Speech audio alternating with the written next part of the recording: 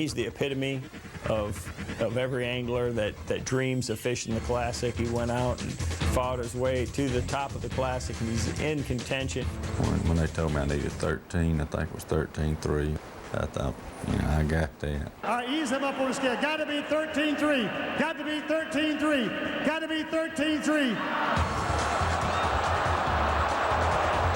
I did everything right, and I had the raw weight. It was just the dead fish penalty that kept me from the Classic crown. Boy, one of the biggest nail biters in all of Classic history, and the man who won that Classic by the 1 ounce there was none other than Dion Hibben, following in the sons of his father, Guido.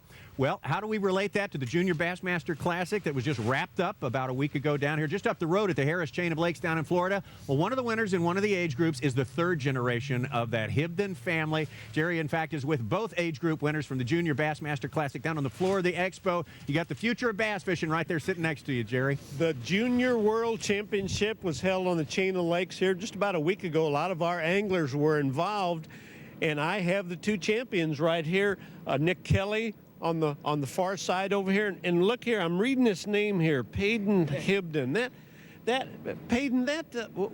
Who's your father? Dion Hibden. Dion Hibden. And who is your grandfather? Guido Hibden. Guys, the bloodline here is incredible.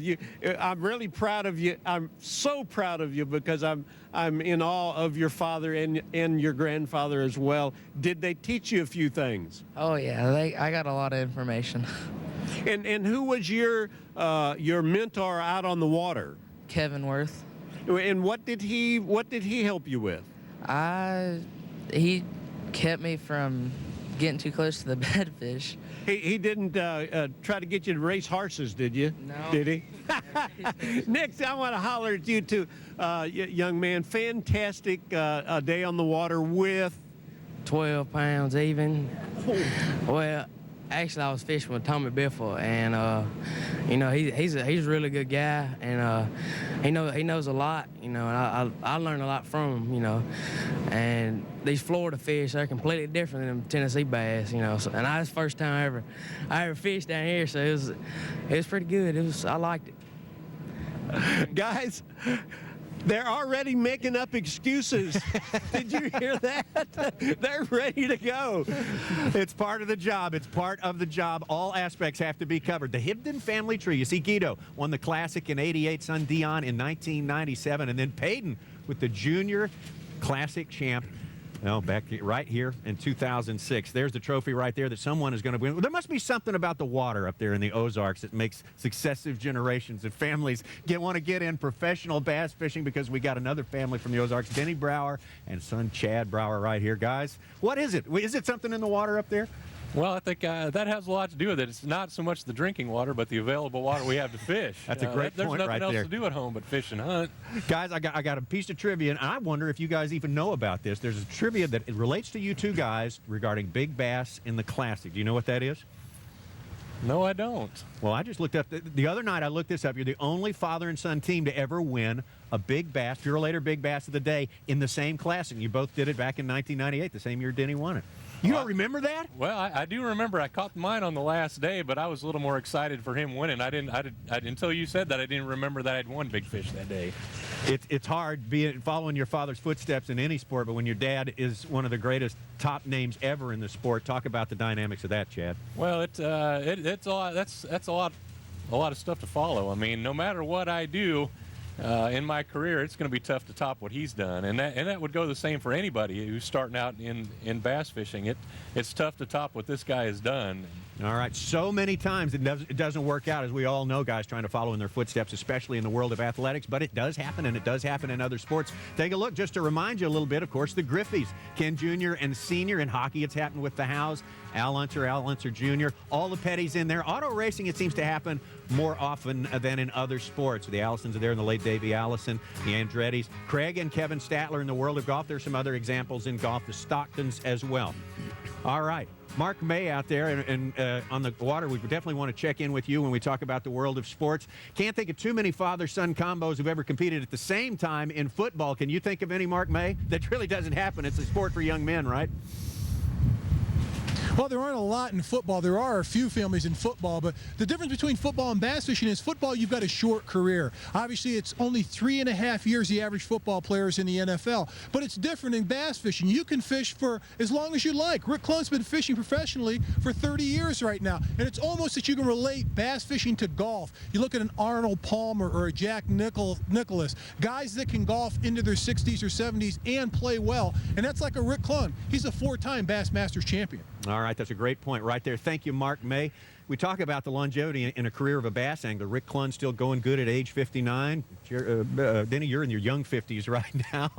we'll be kind right here. How long can you carry it on? How long can you go with it? It depends on your health, obviously. I've already had 5 back surgeries, and at times I wonder, is it really worth it to get out there? But we're so competitive. This sport allows you to fish a lot of years if you can stay healthy. And as Chad well knows, there's days I don't want to get out of bed and get out there, but I still want to win. I've still got that drive. My back's feeling good again. Hopefully I can fish another 10 or 12 years before I turn it over to some of these guys. All right, Chad, Denny, thanks for everything you do for the sport. Chad, thanks for joining us here today. Let's take it to a break right now. Look at the leaderboard right now. Still, it's Luke Clausen all the way, the 8-pound lead. Terry Scroggins moved into second place over George Cochran, but there's a lot of fishing left to go on final day.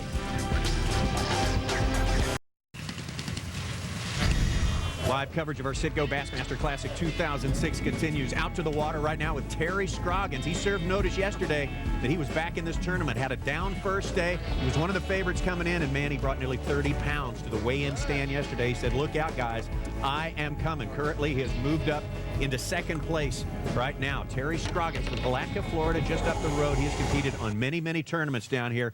That experience on a body of water is so essential, isn't it, Denny? It really is, because if he gets to catch them in a certain area, he knows what part of the lake to go to duplicate that area. Some of these guys may not. They may not be that familiar. And I saw right there on the footage, he's been able to go back to that Cinco type of bait that he was throwing, that stick worm around them lily pads.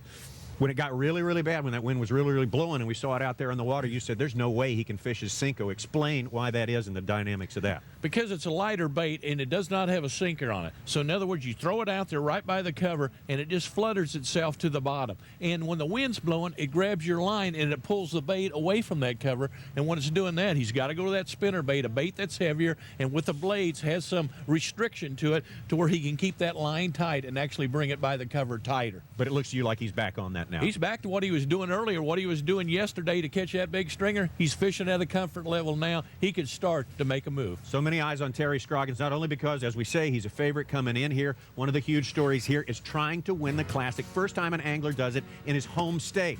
There you go. There's been the attempts at it, and some guys have gotten awfully close, but second place is the best that they can manage. And we talk about the hometown advantage, the hometown curse. It occurs to me that well, these boys, both the compadres there, Scroggins and Clark, have been back down here. And they've been winning tournaments all the time. You know, there may be some of the locals that don't want these guys to take that Classic trophy down here. Well, I think the locals got a lot of respect for them because they know how good they are in this area. But both of them are struggling today so far. A lot of these anglers that we thought were going to catch them are having a rough time. Unless they get to catching them, one of these guys from behind, Tommy, is going to move up the leaderboard. All right. Always one of the big stories in every Classic are the Federation anglers. The anglers who start at the club level on the most local level and work their way through a series of very tough, very competitive tournaments all the way to the Citgo Bassmaster Classic. There's nothing that compares to it in sport. One of those Federation anglers has made the cut here, Wisconsin's Jimmy Johnson. And Jimmy Johnson has caught, I believe we've got it right, 4 fish so far today. So he's making a major move. This Federation angler, take us in, look at our Google Earth map, Denny, and tell us what you can make of that. Well, to me, it looks like he's at the north end of Toho Lake, very close to the weigh-in area. The wind's probably not going to be bothering him near as bad there. You've got some islands, different things for him to get behind. It's hard to tell exactly where he's at, but some of these guys, just because they're Federation anglers, doesn't mean they don't know how to fish. They come the tough way, and some of these guys are experts. Boy, so many folks pull for Federation anglers in each and every Classic through the year. The only one to break through, the great story about the late Brian Kirchhoff. That's one that no one will ever forget. Brian was a great guy. I got to actually work with him and do some seminars after his Classic win. Got to know him real good, and that was one of the big tragedies in the history of our sport. All right, back out to the water. We're going to take you to Kim Bain right now. Kim Bain has been following Terry Scroggins, and Denny says it looks like he's able to do now what he was doing before throwing that Cinco. Is that what it appears to be to you, Kim Bain? Actually, from what it appears from here, and Terry has asked us to stay right back. He's got this big area of lily pads that he's working in. He's asked us to stay at least 150 to 200 feet back, so it's a little bit hard to tell what he's doing. He definitely said that when it got windy, he was going to stick with the spinnerbait, and that's what I saw him catch a fish on before. Unofficially, he's got 2 fish in the well right now for about 2.5 pounds. Actually, he just caught one when I was with him before, and unofficially, that puts him about 7.5 pounds out of the lead. Luke's still in first place, so he's got a lot of work left to do this afternoon. He's got a lot of work left to do, but, you know, he's working this area. There's plenty of fish here. Robbie, what's happening where you're at? I hope the weather's nicer. Yeah, I guess the weather's nicer because I'm kind of stuck here with no one around. But I was trying to give you some insight on when I talked to Terry earlier before he knew the weather was going to get bad, and he told us that the game plan was to do the Cinco at first, but the weather got bad. It wasn't the spinnerbait that he was going to, even though he might have changed now. It was this. He said it was a Zoom prototype. He said it looks, you know, pretty much like a crawl, but evidently it's black with red metal flake, and he said this is what he was going to go to if it got windier out there. I wouldn't be surprised, though, if he has switched to a spinner. And speaking of that, I kind of want to tie that in, Tommy, because this is what Kevin Van Dam said he was going to be running. I was talking about, you know, when the weather comes up, it knocks the algae up, the barometric pressure changes. It was Kevin that told me that, and he said he was running this golden shiner right here. You see it's a Strike King bait with Colorado blades, Indiana blades, willow blades, and he said he was using a spinner bait and he could fish it slower. You know, he's trying to attract those fish out there, but this is the exact bait that Kevin said he was going to use today, and I kind of traded him. I gave him my goggles. He gave me this bait. I think I got the bad end of that deal. I don't know. I don't think that's such a bad swap there, Robbie. Kevin Van Dam going to the spinnerbait right now. This is what you call a spinnerbait day. All you pro anglers call this a spinnerbait day. What do you think of Van Dam's chances right now? Oh, this is perfect for Kevin. This is falling right into his hands. He's one of the best, if not the best, spinnerbait angler out there. And when it's windy and when it's cloudy, those fish get aggressive on the spinnerbait. He's going to cover a lot of water. He may get in that sweet spot. All right, Kevin Van Dam put on quite a show in a sort of a battle of attrition last year on the Three Rivers in Pittsburgh. Kevin Van Dam was the best fisherman in a tough Pittsburgh venue. 3-day total of 12 pounds, 15 ounces, of course, was the lowest winning total in the history of the Bassmaster Classic. As low as it was, it swamped his wallet a cool $200,000 in his second Citgo Bassmaster title. We have not forgotten about our defending champion. When we come back to our live coverage of the Classic, we'll talk more about Kevin Van Dam. Stick around. It's either, you know, hero or zero. There's only one way. My way. Yeah. It's all about the attitude, and I've got the right attitude. Failure isn't going to bother me. I know I've got to take a big risk, take big chances to catch a big strainer. In my own mind, I know how I have to fish to have a shot at winning this, and that's what I'm going to do all day. I'm not fishing for a limit. I'm fishing for gorillas. Kevin Van Dam, for the past 9 months, the whole fishing world has been chasing this man. 2 classic titles, of course, picked up that second one last year, the 3-time Angler of the Year, 3 straight bass wins going into this tournament, trying to be the first one to win 4, tied with Roland Martin for that statistic. And Kevin Van Dam, well, he hasn't really gotten it going today. That's not to say he hasn't caught a fish. Man, he hung into a big one, but it was the wrong flavor right there. We called those the cypress trout when we grew up. Mudfish, what did you call them in Nebraska, Denny, when you grew up? I called them a lot of things, but we're not going on camera. That's actually not a mudfish, is it? That's a jack, or what we used to call a pike. Yeah, that's a pickerel right there. Chain pickerel. They told us that was a mudfish. We got some bum information right there. So hard to defend in a classic competition. It's the hardest thing in the world to do. Rick Clunn, the only man who's done it, back-to-back wins. And obviously Kevin Van Dam out there having some trouble today. Is it a mental thing partially? It's got to be a tiny element of mental. Maybe a little bit, but Kevin is so cool, so focused. He knows how to deal with the pressure probably better than anybody out there. And I talked to him at length. He's a good friend of mine. And he wanted to win, more than win back-to-back classics. He wanted to be able to win 4 tournaments in a row to really focus people outside the industry on the sport of bass fishing. And that may have affected him a little bit because I think he felt he was carrying the whole sport on his shoulders. It wasn't the back-to-back classic deal. It was that 4 tournaments in a row that may be hurting him a little bit. All right. We have not forgotten Mr. Van Dam. You never count him out until he crosses the stage. We'll say that plenty of times, and they will say that for years to come. Right below the stage or adjacent to the stage is our ESPN Classic Outdoors Expo. Jerry McInnes is there. A lot of neat stuff out there, Jerry. And we haven't had enough time for you to show us even a tiny tip of the iceberg of what's in there, but I know you got something neat lined up right now. Let it fall and act like he would when he's fishing it, and hopefully a We're coming to you, I tell you what, guys, Kevin Van Dam has been fishing with a Cinco. A lot of the guys have been. Terry Scroggins has used a Cinco to make this big comeback of his yesterday.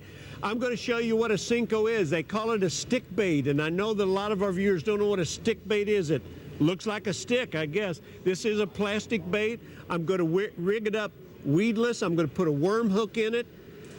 I'm going to bury the point of the worm hook back in the worm, and now I can throw it in around the lily pads and the weeds, and it won't hang up. And my good buddy Tim Horton is on top of the tank here. He's going to try to throw it out here and show us what it looks like, and hopefully one of these fish won't get it. Tim, this is one point. I don't want you to catch a fish. I want to show everyone how that bait does nothing. And as you can see right off the bat, it went right out of sight when a fish grabs that. But one thing I hope you was able to notice, it happened so fast. That fish went from this point to that point just like that and had the bait. And if the fish weren't that active in there, Tim would have let that bait fall, even get to the bottom possibly, and then just kind of walk it back to the top. Tim, you can't.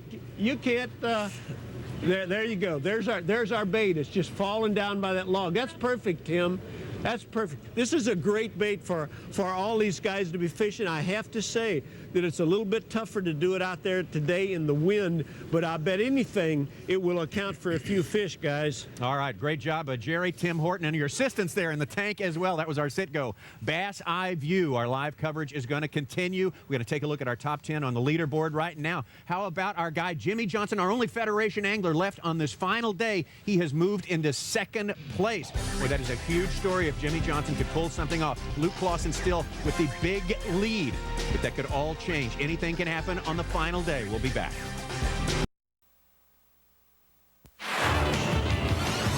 This Bass Center in-game update is brought to you by Purolator.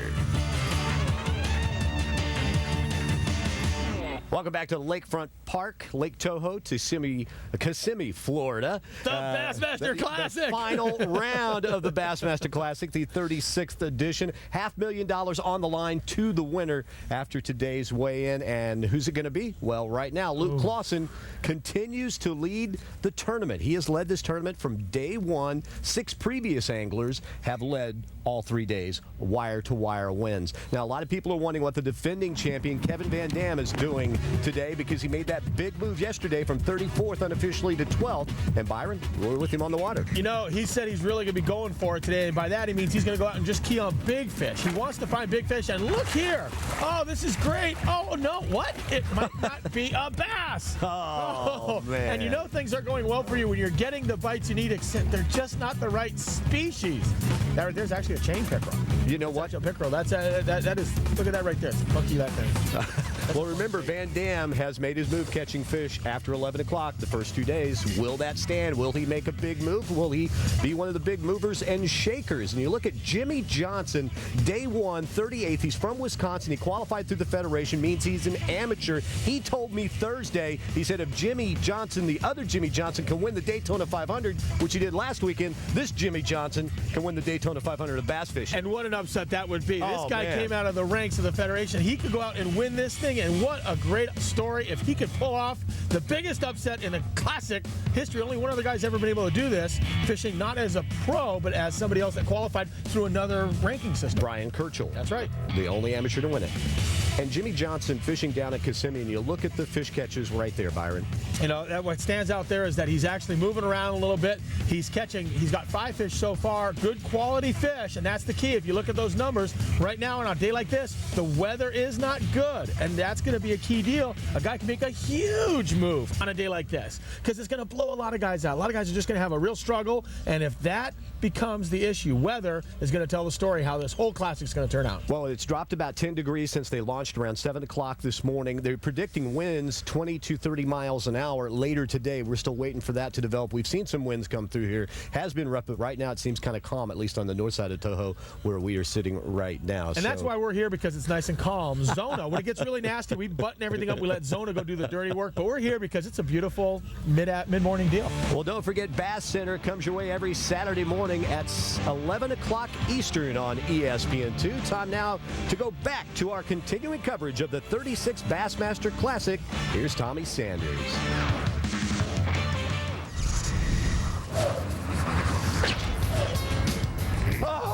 Anglers for years have told their friends about the fish that got away.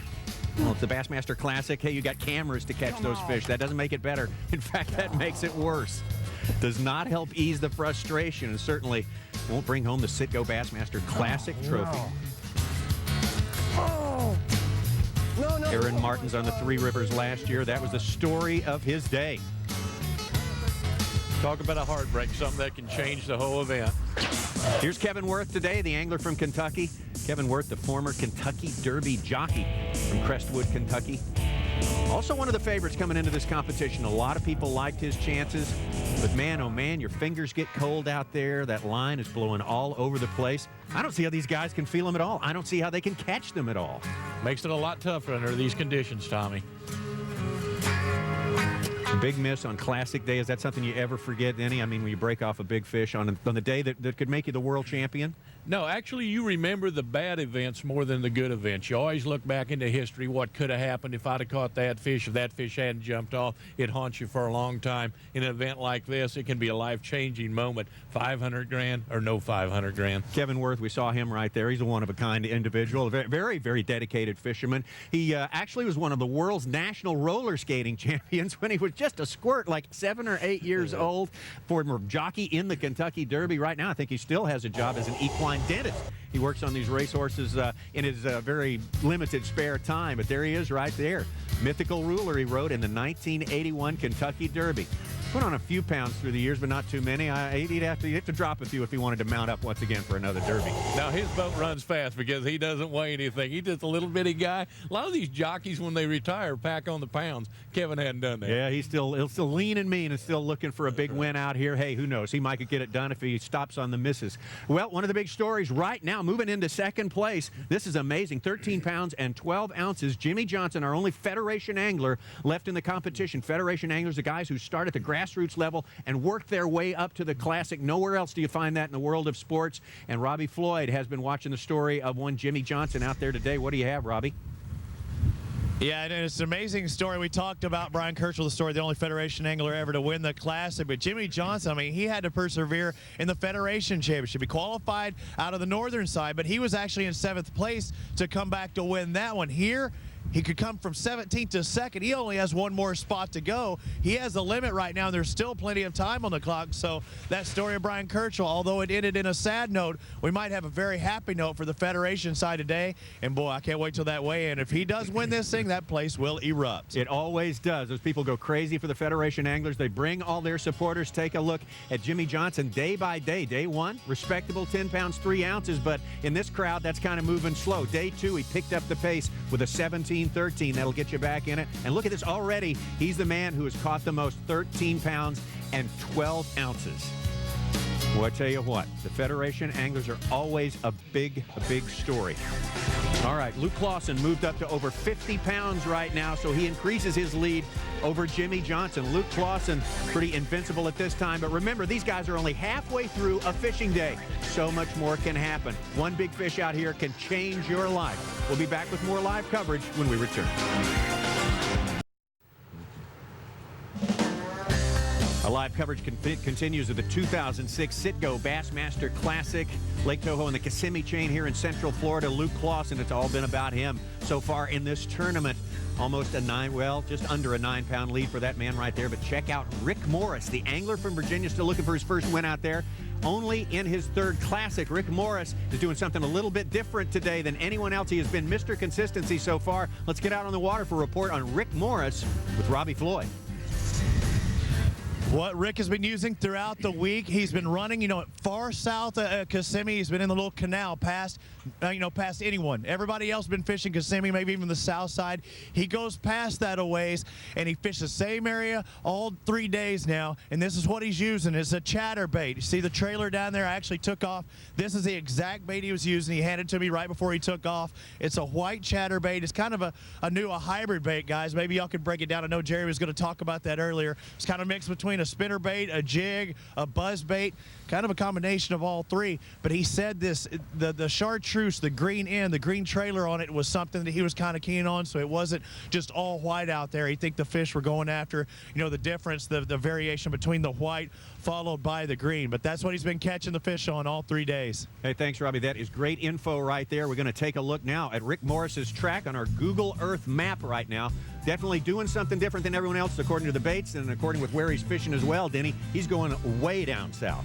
Yeah, he really is. He's going through the first lock out of Toho. He's going all the way through Kissimmee and then actually going through the lock at the bottom end of Kissimmee down into the river. And as you can see, once you get down there in the river, there's the old river channel that they don't use for navigational traffic, but they're old oxbow lakes on the side of it, and he's going back into those places, and that's where he's catching a lot of these fish. All right, Rick Morris. Now, this guy has been the picture of consistency so far. As far as consistent performances, he's been the man, 18 pounds plus on each of the first 2 days, 44 years old, his third classic, but he hasn't been here in 9 years, and he's only finished, 18th, no better than that in his classic experiences. Qualified at the Open Championship, had a great tournament just on the Alabama River not too long ago, about a month and a half ago, and Rick Morris now making his play. He's currently in second place again, a good ways behind Luke Clausen. What do you think of those chatterbaits? Now, that's new on the scene of bass fishing, become very, very popular. Everyone wants to know about them. Well, he's got two things going for him. He's using a bait that none of those fish down there have probably ever seen before, and he's got that whole area to himself. There's not another angler anywhere near Rick,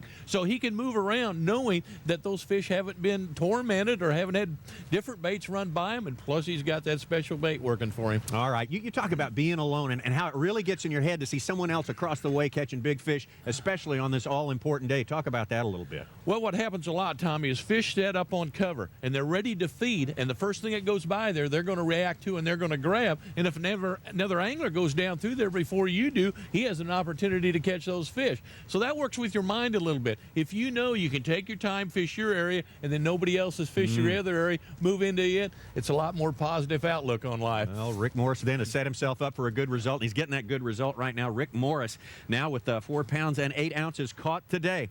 All right, log on to ESPN.com if you want a whole lot more. Bassmaster.com will get you there as well. This weekend, online users can participate in live chat with 10 pro anglers. Submit your questions on Bassmaster.com, and the question gets to the angler's boat. It's all a part of On the Water Chat, powered by mobile ESPN.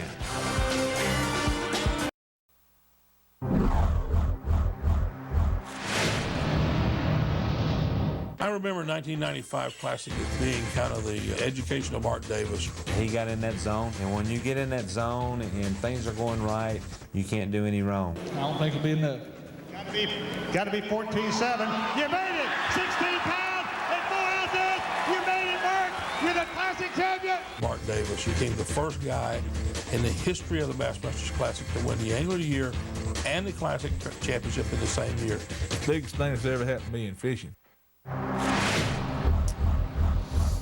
Oh, boy, everyone, I'm sure, Denny, misses Mark. I know I do miss Mark Davis at this Classic. You can't really imagine a Classic without that man right there. That's one of the nicest guys in the world, fabulous fisherman. Obviously, you win the Classic and you win Angler of the Year the same year. I think that says it all. Yeah, the only man ever to do it. Had another shot of doing it back in 2001 and fell just a little bit short. But that Angler of the Year title is all important. They talk about how important the Classic title is. A lot of guys will tell you Angler of the Year, because it's based on consistency, is so very, very important. Aaron Martins was the man who had 2 shots at becoming an Angler of the Year, who followed it up with a Classic win. And here's how it's gone for Aaron Martins. Out there today thinking, oh, God, I got to catch them. No, look at the guys behind me. I know they're going to catch them. I'm going to go out there with a fresh mind and just go fishing and have fun. That's what I've done every day this year. If it happens, great. Now, is it a big deal? Absolutely. To me, it's the greatest title in all fishing.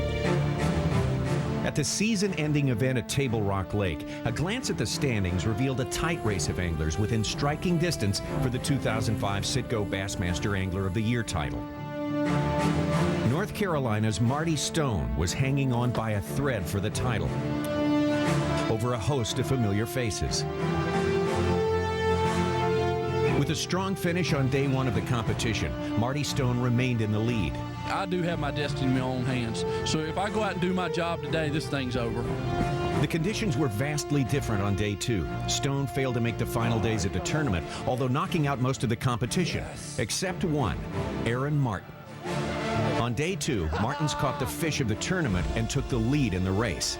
Marty Stone had to wait and watch as Aaron Martins fished for the title. Martins had to finish in fourth place or better, and he'd win it. And that's just what he did. It was meant to be for Aaron Martins. Aaron Martins, the 2005 Sitco Angler of the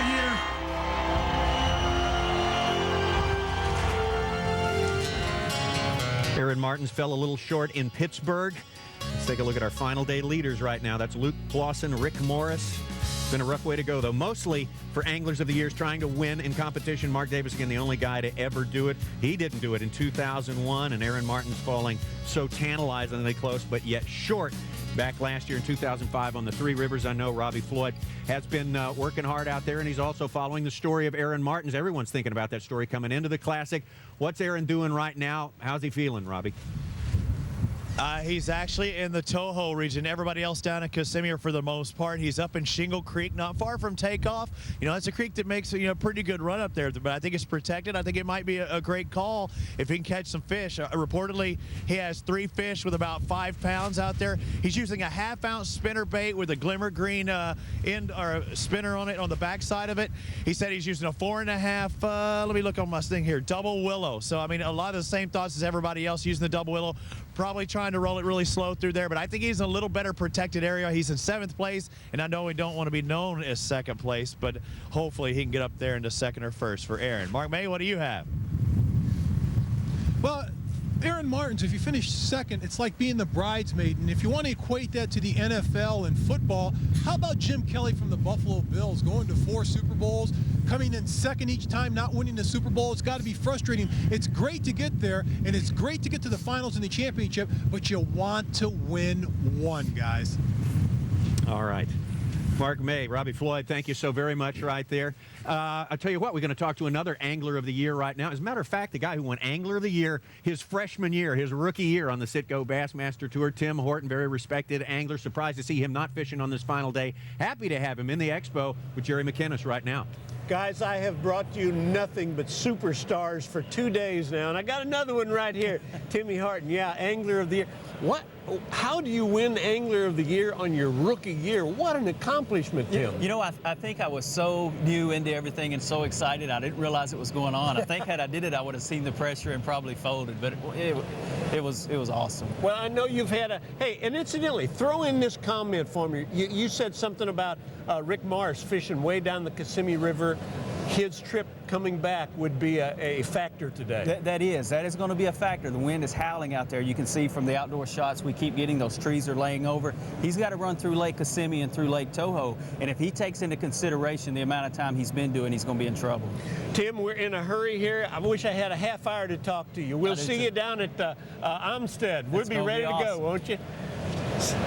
Former Angler of the Year, Tim Horton there with Jerry McInnes in the Classic Expo right there. We're going to take a look at our leaderboard once again. So many stories that we are following out here today. Jimmy Johnson, our Federation angler. He's got 14 pounds of fish on this final day, doing better than anyone else. The bad news is he's got a limit, so it's going to be hard to upgrade his weight from that. Our coverage continues. Stick around. A lot more moving to come. Yeah! It's a giant. Swinging for the fences. I mean, the 2nd place doesn't pay nearly as much as 1st place does. Woo! That's the right kind. 5 of those would be 500 grand. Get him, boy! Yes, yes, yes! Woo! We gotta go. The one thing about this lake, it can produce an enormous bag of fish. Yeah. The key to Toho, you've got to catch a giant. That's the stuff dreams are made of.